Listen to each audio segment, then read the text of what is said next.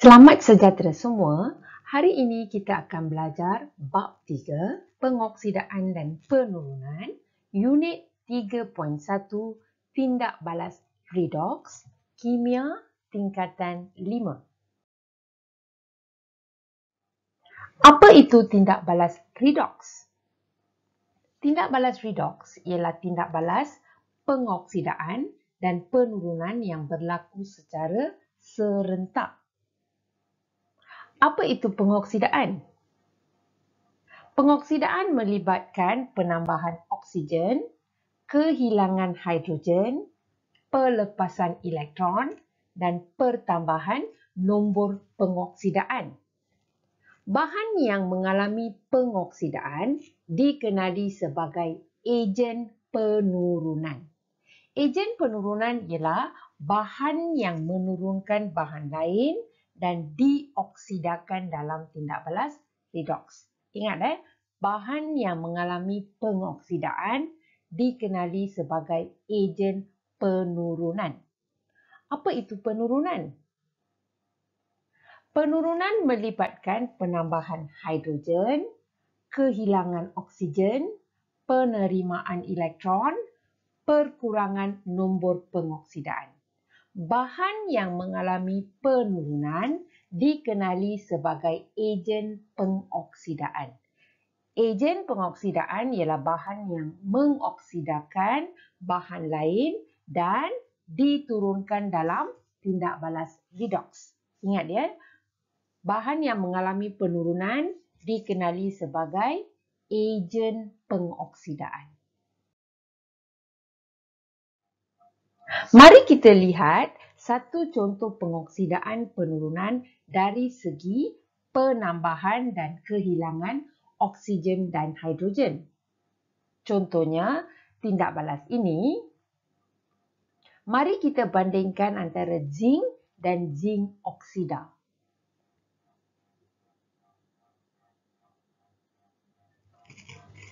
Didapati, zinc telah mengalami penambahan oksigen. Maksudnya, zinc mengalami pengoksidaan dalam tindak balas ini. Bagaimana pula plumbum 2 oksida? Plumbum 2 oksida telah kehilangan oksigen. Maksudnya, plumbum 2 oksida telah mengalami penurunan. Ini menunjukkan zinc mengalami pengoksidaan dan merupakan ejen penurunan. Manakala plumbum 2 oksida mengalami penurunan dan merupakan ejen pengoksidaan. Jadi, tindak balas ini adalah satu contoh tindak balas redoks kerana pengoksidaan dan penurunan berlaku secara serentak. Mari kita lihat contoh kedua. Cuba kaji persamaan ini. Dan kita mulakan dengan amonia.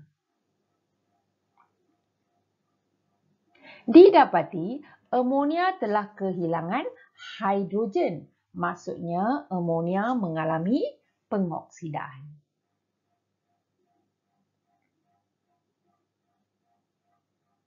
Bromin telah mengalami penambahan hidrogen. Maksudnya, bromin mengalami penurunan. Amonia mengalami pengoksidaan dan merupakan ejen penurunan. Manakala bromin mengalami penurunan dan merupakan ejen pengoksidaan. Jadi, tindak balas ini juga merupakan satu contoh tindak balas redoks kerana pengoksidaan dan penurunan berlaku secara serentak. Seterusnya, mari kita lihat pengoksidaan dan penurunan dari segi pemindahan elektron. Magnesium adalah sejenis bahan logam dan mempunyai susunan elektron 282. Dan dalam tindak balas ini, magnesium melepaskan 2 elektron. Tindak balas ini merupakan tindak balas pelepasan elektron, menunjukkan magnesium mengalami pengoksidaan. Klorin pula adalah sejenis bahan bukan logam dan mempunyai susunan elektron 287. Maksudnya, klorin berkecenderungan untuk menerima elektron dalam tindak balas ini dan mengalami penurunan. Maksudnya, magnesium mengalami pengoksidaan dan merupakan ejen penurunan, manakala klorin mengalami penurunan dan merupakan ejen pengoksidaan. Dalam tindak balas ini, natrium merupakan sejenis bahan logam dan mempunyai susunan elektron 281. Jadi, natrium berkecenderungan untuk melepaskan elektron dan mengalami pengoksidaan. Fluorin pula merupakan sejenis bahan bukan logam dan mempunyai susunan elektron 27. Jadi, fluorin berkecenderungan untuk menerima satu elektron dan mengalami penurunan. Maksudnya, natrium mengalami pengoksidaan dan merupakan ejen penurunan dan fluorin mengalami penurunan dan merupakan ejen pengoksidaan. Seterusnya, mari kita lihat apa maksud nombor pengoksidaan. Nombor pengoksidaan atau keadaan pengoksidaan sesuatu unsur ialah cas pada unsur jika unsur itu wujud sebagai ion. Pertama, nombor pengoksidaan unsur dalam bentuk, ingat dalam bentuk atom atau molekul ialah sifar. Contohnya, nombor pengoksidaan unsur natrium sifar, unsur klorin sifar. Kedua, nombor pengoksidaan unsur dalam bentuk ion ringkas ialah cas pada ion ringkas tersebut. Contohnya, ion natrium Na positif. Maksudnya, nombor pengoksidaan untuk ion natrium adalah positif 1.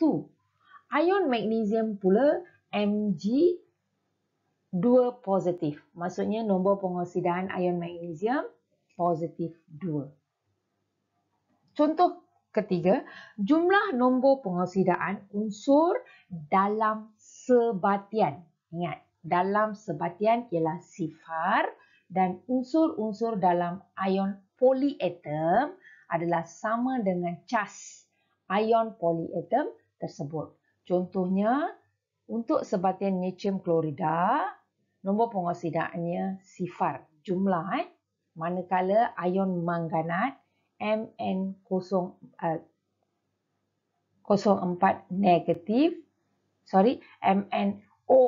negatif ialah jumlah nombor pengoksidaannya adalah negatif 1. Yang keempat, nombor pengoksidaan contohnya untuk unsur kumpulan 1 ialah positif 1, unsur kumpulan 2 positif 2, unsur kumpulan 13 positif 13 dan kumpulan 17 biasanya negatif 1.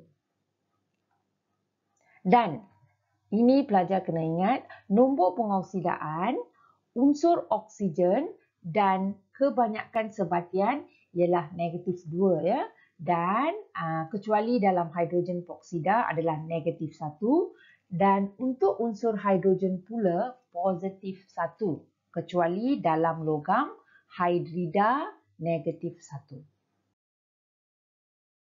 Mari kita lihat cara-cara penghitungan nombor pengoksidaan dan penamaan sebatian menggunakan sistem penamaan IUPAC. Contohnya, untuk unsur ferrum. Kita tidak tahu nombor pengoksidaan untuk ferrum, jadi kita letakkan X. Tetapi untuk ferrum, untuk klorin terdapat dalam kumpulan 17. Nombor pengoksidaannya negatif 1. Dan ini merupakan jumlah nombor pengoksidaan untuk sebatian ini adalah sifar.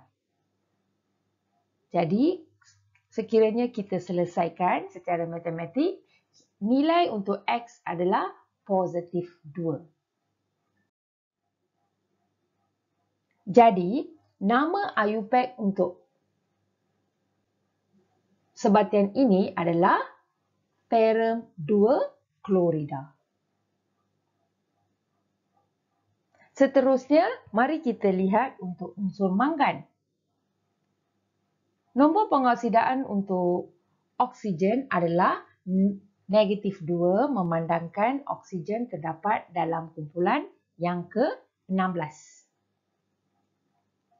Dan untuk unsur mangan, kita letak X.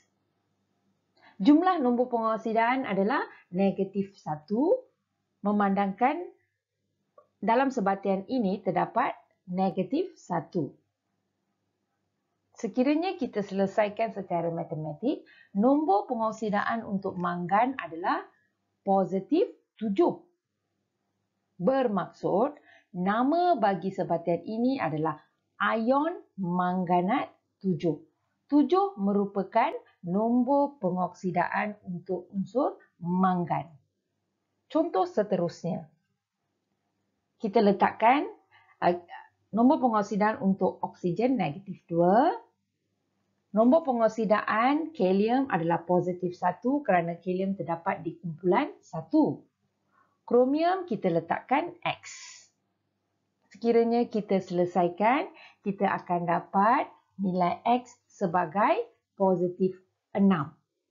Dan jumlah nombor pengoksidaan untuk sebatian ini adalah kosong ya. Jadi, nama IUPAC untuk sebatian ini ialah kalium dikromat 6. 6 merupakan nombor pengoksidaan untuk kromium. Contoh keempat. Nombor pengoksidaan untuk oksigen negatif 2. Nombor pengoksidaan untuk ion klorida X. Jumlah nombor pengoksidaan negatif 1. Jadi, nombor pengoksidaan untuk klorin adalah positif 1.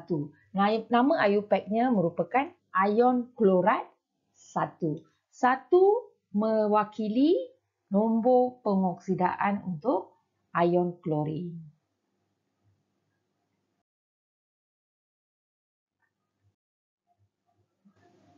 Mari kita lihat pengoksidaan dan penurunan dari segi perubahan nombor pengoksidaan pula. Nombor pengoksidaan bagi magnesium adalah sifar. Nombor pengoksidaan untuk magnesium, ion magnesium dalam sebatiannya adalah positif 2. Ion oksida negatif 2. Sulfur kosong.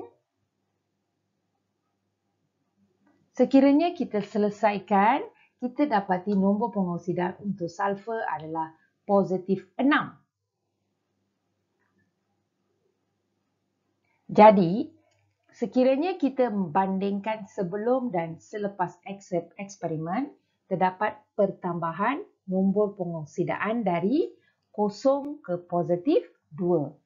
Ini menunjukkan magnesium mengalami pengoksidaan. Bagaimana pula untuk kuprum 2 sulfat?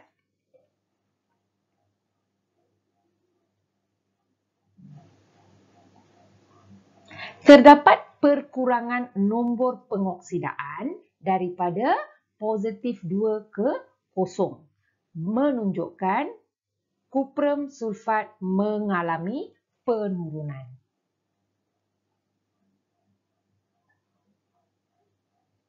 Mari kita lihat contoh yang seterusnya.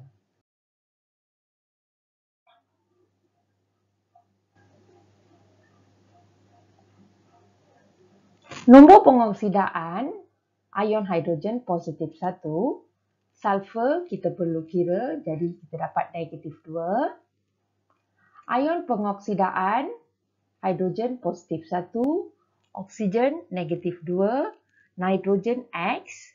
Kalau kita selesaikan dapat positif 5. Sulfur, ingat dia, unsur dalam bentuk atom, nombor pengoksidaan kosong. Oksigen negatif 2, nitrogen X. Jadi kita akan dapat positif 2. Dan sekiranya kita bandingkan nombor pengoksidaan, didapati hidrogen sulfida dalam atom sulfur dalam hidrogen sulfida mengalami pertambahan nombor pengoksidaan daripada negatif 2 kepada kosong. Maksudnya hidrogen sulfida mengalami pengoksidaan dan nitrogen mengalami perkurangan nombor pengoksidaan daripada positif 5 ke positif 2 dan mengalami penurunan.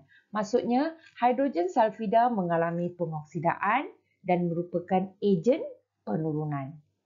Manakala asid nitrik, nitrogen yang terdapat dalam asid nitrik mengalami penurunan dan merupakan ejen pengoksidaan. Jadi, ini juga merupakan satu contoh tindak balas redox kerana pengoksidaan dan penurunan berlaku secara serentak. Menguasai maksud tindak balas, pengoksidaan dan penurunan dari segi penambahan dan kehilangan oksigen hidrogen, pemindahan elektron dan perubahan nombor pengoksidaan. Sekian, terima kasih dan jumpa lagi.